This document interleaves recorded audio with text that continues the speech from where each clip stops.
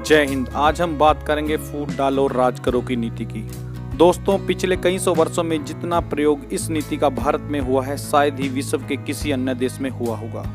फूट डालो और राज करो की नीति को हम दूसरे शब्दों में ध्रुवीकरण के नाम से भी जान सकते हैं, अर्थात समाज को जाति, धर्म या रंग भेद के नाम पर बांटना फूट डालो और राज करो की नीति कहलाती है। फूट डालो और राज करो की नीति का नाम कैसे, कब और क्यों पड़ा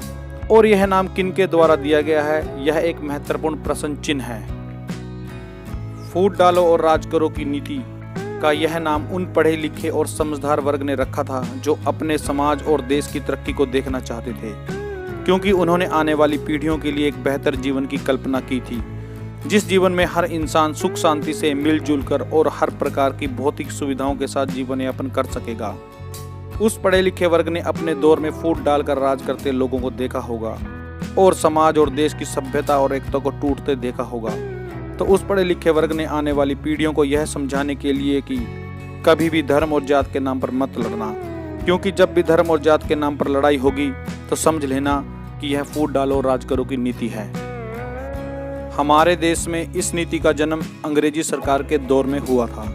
आप इसका एक उदाहरण प्रथम और द्वितीय विश्व युद्ध से भी लगा सकते हैं कि किस तरह अमेरिका ने पूरे विश्व को आपस में लड़वा दिया था और खुद के देश पर एक आंच तक आने नहीं दी थी। अंग्रेजी सरकार ने अपना राज कायम रखने के लिए फूट डालो और राज करो की नीति पर काम करना शुरू किया तो इस अखंड भारत को आखिर में खंडित करके छोड़ दिया था। 1857 से पहले अंग्रेजी इतिहासकारों और विद्वानों ने भारतीय दुर्दशा का वर्णन तो किया, लेकिन धर्म के नाम पर लड़ाइयों का जिक्र आपको शायद ही कहीं पर मिल पाएगा। अंग्रेजी सरकार को धर्म और जात पर बांटने का जो तुर्क का इक्का मिला था, उसका इस्तेमाल करके अंग्रेजी सरकार को यह पक्का विश्वास हो गया था कि अब भारतवासी हमसे कभी भी भारत को आज़ाद नहीं करवा सकते। 1857 के बाद अंग्रेजों ने भारतीय रियासतों से युद्ध लगभग बंद कर दिए थे, क्योंकि धर्म का कड़वा जहर अब वो लोगों में बोने लग गए थे, जिसे अब लोग धर्म और जात के नाम पर खुद ही लड़ लिया करते थे और अंग्रेजी सरकार आराम से अपना राज कायम करती रही।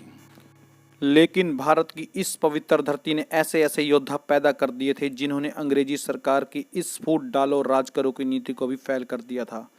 जिनमें भगत सिंह, राजेंद्र लाहिड़ी, जतिन दास, रोशन सिंह राठौर, अशफाक उल्लाह खां, चंद्रशेखर आजाद, राम प्रसाद बिस्मिल, करतार सिंह सराभा, उधम सिंह, बिस्मिल्लाह खां और बटुकेश्वर दत्त जैसे हजारों क्रांतिकारी थे, जिन्होंने अंग्रेजी साम्राज्य की फूट डालो और राज करो की नीति को फैल कर दिया था।